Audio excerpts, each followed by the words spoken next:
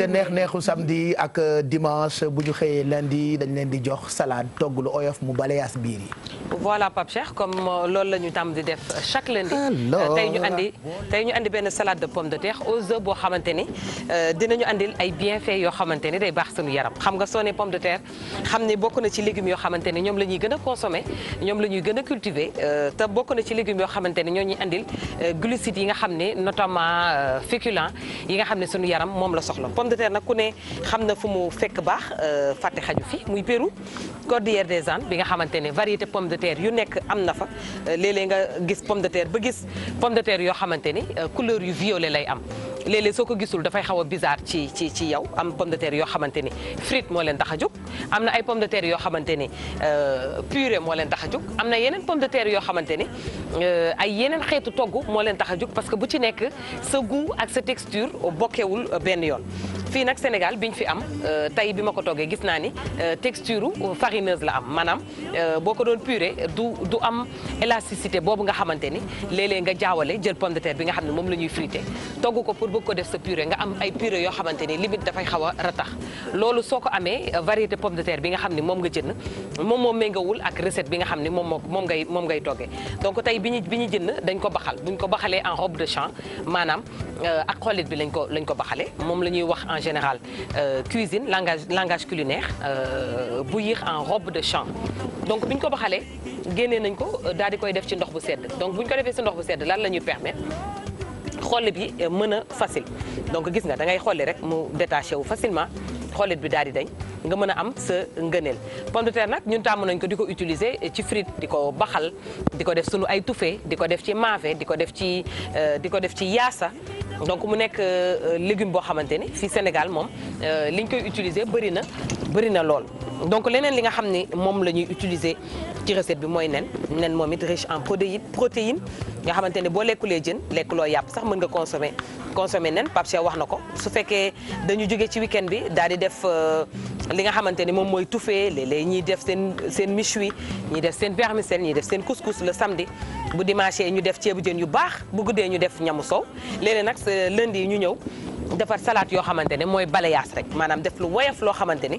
pour am sunu bien-être la parce que Pape Cheikh mi ngi koy wax sànq santé da nga koy bayal sa bopp ba laata jàngoro yi di commencé di ñu andil ay complications donc nee ni tamit dafay ñëw dem ci salade de pomme de terre bi aux œufs am naa fi tuuti jambon bi nga xam ne moom it dama ko torréfié daal di génne ndox bi nga xam ne moom moo ci nekk donc defuñu benn matière grasse defuñu ci beurre bocage defuñu ci dara noonu lañ ko jëlee daal di koy teg ci poêle bi ba nga xamante ne ndox bi ci nekkoon yëpp dañ na parce que il faut mu am benn élément croustillant parce que soo nee pomme de terre ni nen xam ni ñaari matière yu nooy la yoo xamante ne bu ñu dajee il faut ñu def ci loo xamante ne dafay xuyumee parce que cuisine loolu la laaj donc dañuy jël jambon bi def ko ci pomme de terre bi nga xam ne moom la ñu commencé tagg donc mi ngoog beurre bocage nag ku ne xam na ni moment bi ñoom ñooy ñëw ci antenne bi andil ñu plat du jour yoo xamante ne tey buñ defee sucré suba ñu def salé pour mën a yokk suñu variété togg mën a am alimentation bu variée boo xamante ni ku ci sàllool rek di nga mën a am loo xamante ni moom mooy alimentation variée tax ku ne xam na ni loolu la ñëpp di wut tey soo lekkee jën suba nga lekk yàpp ginnaaw suba nga lekk fruits ak légumes def jet carrément dini tout ce qui est dëwlin dini tout ce qui est graisse dini tout ce qui est sucre si ñam bi consommer fruits et légumes toute une journée di ko def léeg-léeg dafay baax sunu wér-gu-yaram donc li ñuy def mooy que dañuy daggaat nen bi def ko ci saladier bi mi ngoog xëcc saladier bi rek daal di koy wàcce xanaa moo gën a yomb et puis liy ñëw assaisonné salade bi mooy sauce mayonnaise boo xamante ni ñoo koy defar donc dañuy jël sauce mayonnaise daal di def xorom ak poobar jël nag tuuti soble tuuti oignon vert pour mu andi touche croustillant bi nga xam ne moom laa doon wax léegi donc nañu fejet tuuti oignon rouge bi nga xamante ne mooy soble mbay bi soble local bi nga xam ne moom la ñu am donc mi ngoog nañ ci daggaat tuuti pour mu mën a andi effet croustillant bi andi benn goût soble boo xam ne sooy lekk léeg-léeg nga daj ci pomme de terre léeg-léeg nga daj ci nen mais léeg-léeg tam boo dajee ci benn soble boo xam ne moo lay andil sa antioxydant du ci yàq dara oignon vert bi tamit ñu daggat ba mu sew moom it mu dem ci biir salade bi léegi maa ngi koy wax beurre bocage buñ ko utiliser wul ci li nga xam ne moom mooy recette bi jël nañ ko ci suba gis ngeen dogu mburu yi nga xam ne moom la ñu am daal di koy ndekkee mu andil ñu goût beurre bi nga xam ne moom la suñu yaram laaj. Aussi bien recette sucrée wala recette salée beurre bocage daf ciy dugg à 100% donc ñu jël soble bi mu ñëw dem ci saladier bi et puis herbe aromatique yi moom it duñ ko fàtte benn yoon nga xam ni dafay ñëw aromatiser sunu ay recette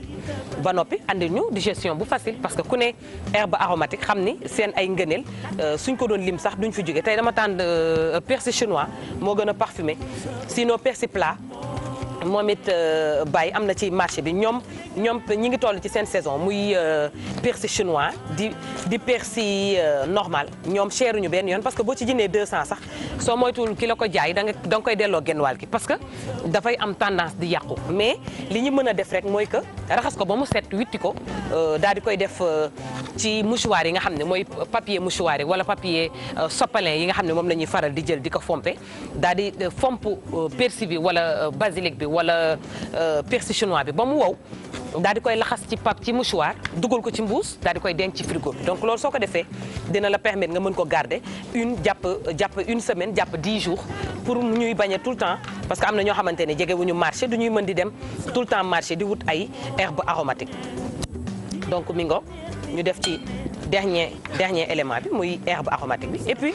moment bi ñu daal di jege sil sunu saladier bi nga xam ne ci lañ ko war a yàq